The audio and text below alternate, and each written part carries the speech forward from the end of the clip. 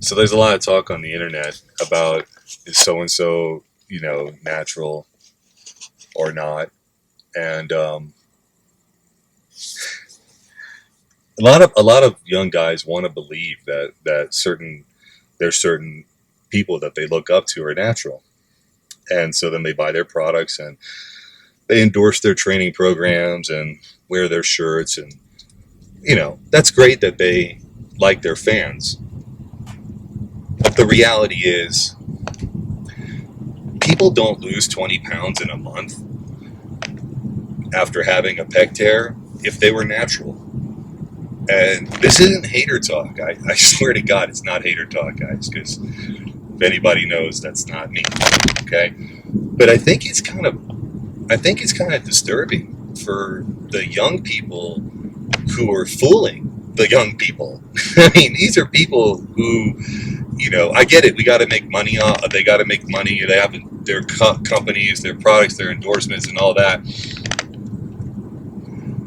I guess this is why bodybuilding is always going to remain in the closet, because people don't want to come out and admit that they're using, and as a result of that, there's a bigger thing that's been created out of this, which is the supplement industry. And the supplement industry, it can be good. There are some great supplements out there for people that need them. But in the bodybuilding world, supplements are kind of rammed down your throat, and under the false pretenses that if you take this shit, you're going to end up looking like you're the guy that you think is, 3-4 time Mr. So-and-so and think he's natty. It's not, okay? And there is nobody at all, is this the way we're going, that is successful in the NPC or IFBB that is natural. The entire sport is revolved around taking shit.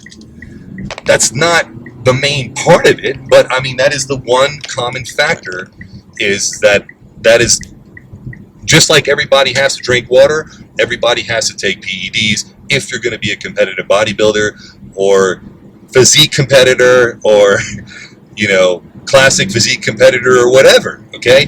Don't think that just because these guys are bodybuilding, they're the ones on steroids. But my classic physique hero, oh no, he couldn't possibly be on steroids. He's got great genetics. I mean, no, he's on steroids too. He might have great genetics also to be him, but no matter how much drugs Mr. Classic or Mr. Physique or Classic Physique takes, he still won't be as big as Mr. Olympia, okay? Guys like the guys in the top 5 of the Mr. Olympia are a special genetic breed. And the fact is that everyone in the industry, IFBB, NPC, they're all taking steroids. So that's not the determining factor. It's the genetics and the food and the training. And, what works for this guy isn't going to work for you. And if you're natural and you look up to someone thinking that he's natural, and that one day, if you eat all this shit that he's telling you to take, and you wear his hats and his clothes and all that you could be natural, is this it? Natural Mr. So-and-so and be in the NPC and you can win a show too in physique, and I got news for you, it ain't going to happen. Unless no one else is there, you're not going to win. Because this is, physique doesn't mean no steroids. Physique just means the training and the eating aren't as intense, the genetics aren't as good, and they may not be taking as much drugs. That's a pretty safe statement to say, that the people in physique aren't taking as much of the people as bodybuilding. I would say that's pretty fair to say. That's not always. There probably are some guys in physique that don't take hardly anything, and there are probably some guys that take a lot. Maybe growth hormone and insulin too to be in physique. It's bumped up to the point right now where there is no weight limit in physique, and that's a big problem because they keep moving the weight limit up in classic physique, which is fine, but if there's no weight restriction in physique, then they can be as big as they want. And so really it's unobtainable for young people coming in thinking that physique people are natural when clearly they are no different in size from the classic physique competitors. Maybe a little bit, but not much. And so what is that saying? What is that saying as far as, the sport now, okay? Guys, don't be delusional, okay? supplements work and they're great, but hard work is what really makes someone win. And steroids are just a common factor. Everybody's using them. Can you get there without using them? No, you can't. And it's not, this isn't hater talk. It's just, that is the sport. It's like, can you drive a car, without a fuel source? I mean, yeah, if you're pushing it down a hill. Again, this isn't hater talk. This is just reality. Okay.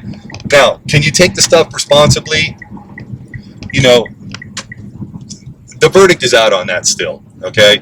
A lot of people that have taken it in the past seem to think that we know a better way of using it than other people do. I, for one, am not about these big dosages that people take, because I know that it takes time to synthesize muscle, and high dosages really don't make a damn bit of difference if you don't have the food and the training behind it, which are the pillars. I mean, you have to have food or nutrition, not just food. It has to be nutritious food, and training. Everything has to be timed right. You have to train in the morning, not in the evening, because you need your food to recover. People that don't pay a lot of attention to this and just take steroids and eat a Jack in the Box every now and then or whatever, they're never going to get to the level of guys who are in the top 5 of the Mr. Olympia or top 5 at any of the pro shows. They follow a diet all year long. Okay, if they eat a refeed, maybe they didn't have the right nourishment, or they wanted more calories or whatever, but they don't live off of them. It's just part of it if they feel flat.